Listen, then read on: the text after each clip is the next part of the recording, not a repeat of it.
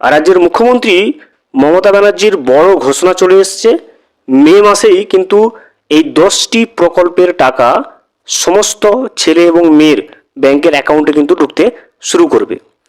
আজকের এই ভিডিওতে আমরা জেনে নেব মুখ্যমন্ত্রীর ঘোষণায় কোন কোন 10টি প্রকল্প রয়েছে, অর্থাৎ মে মাসে কোন কোন 10টি প্রকল্পের টাকা সমস্ত ছেলে ও মেয়েদের ব্যাংকের অ্যাকাউন্টে ঢুকতে শুরু করবে, কোন কোন প্রকল্পে কত টাকা করে পাবে এবং সেই টাকা মে মাসের কত তারিখ নাগাদ সমস্ত উপভোক্তাদের ব্যাংকের অ্যাকাউন্টে ঢুকতে শুরু করবে, সেই বিষয়টা কিন্তু আমরা আজকের এই ভিডিওতে বিস্তারিতভাবে জেনে নেওয়ার চেষ্টা করব।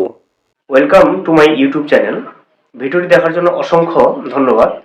ভিডিওটি সম্পূর্ণভাবে দেখার আগে ছোট্ট একটা অনুরোধ, যদি চ্যানেলে নতুন হয়ে থাকেন অবশ্যই চ্যানেলটা সাবস্ক্রাইব করে রাখবেন এবং নোটিফিকেশনটা অন করে রাখবেন এই ধরনের সমস্ত আপডেট কিন্তু সবার আগে পাওয়ার জন্য। চলুন আজকের ভিডিওটি আমরা বিস্তারিতভাবে দেখে নিই। আমাদের রাজ্যের মাননীয় মুখ্যমন্ত্রীর প্রচেষ্টায় একাধিক প্রকল্প চালু হয়েছে।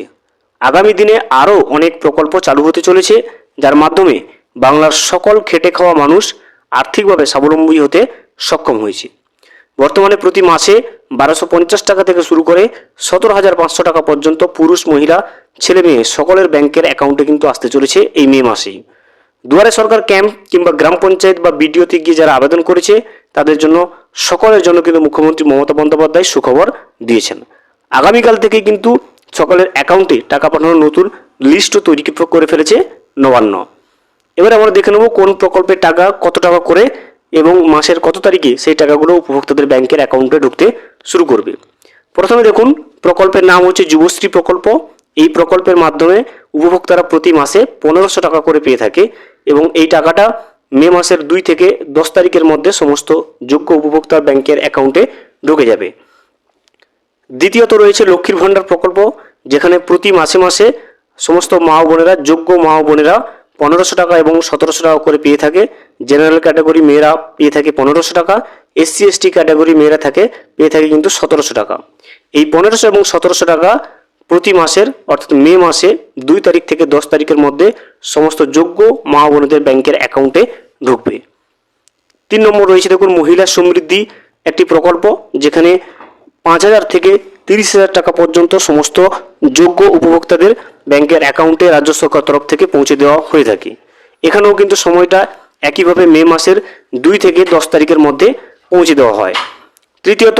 চতুর্থত রয়েছে দেখুন বিধবা ভাতা, যেখানে প্রতি মাসে কিন্তু রাজ্য সরকারের তরফ থেকে পেনশন হিসেবে সমস্ত উপভোক্তাকে 1,000 টাকা করে দেওয়া হয় এবং এই টাকাটাও মে মাসের 2 তারিখ থেকে 10 তারিখের মধ্যে সমস্ত যোগ্য উপভোক্তাদের ব্যাংকের অ্যাকাউন্টে ঢুকে যায়। তারপর রয়েছে বার্ধক্য ভাতা, যেখানে 60 বছর বা তার ঊর্ধ্বে বয়স্ক ব্যক্তিদের এই ভাতাটা দেওয়া হয়, যেখানে যার পরিমাণটা হচ্ছে 1,000 টাকা। এই 1,000 টাকা পেনশন পেয়ে থাকে সমস্ত যোগ্য উপভোক্তারা বার্ধক্য ভাতায়। এখানেও কিন্তু মে মাসের 2 তারিখ থেকে 10 তারিখের মধ্যে সমস্ত যোগ্য উপভোক্তার ব্যাংকের অ্যাকাউন্টে টাকাটা ক্রেডিট করে রাজ্য সরকার। এরপরে রয়েছে জয় জোহার প্রকল্প, যেখানে পেনশন হিসেবে 1,000 টাকা দেওয়া হয়। এই টাকাটাও কিন্তু 2 থেকে 10 মের মধ্যে সমস্ত যোগ্য উপভোক্তার ব্যাংকের অ্যাকাউন্টে রাজ্য সরকার তরফ থেকে পৌঁছে দেওয়া হয়। তারপর রয়েছে তপশিলি বন্ধু, যেখানে 1,000 টাকা পেনশন দেওয়া হয় এবং এই টাকাও 2 থেকে 10 তারিখের মধ্যে সমস্ত যোগ্য উপভোক্তাদের ব্যাংকের অ্যাকাউন্টে পৌঁছে দেয় রাজ্য সরকার। শেষে রয়েছে মানবিক প্রকল্প, যেখানে প্রতিবন্ধী ভাই বোনদের পেনশন হিসেবে 1,000 টাকা করে দেওয়া হয়। মে মাসে সেই টাকাটা আসবে 2 থেকে 10 মের মধ্যে।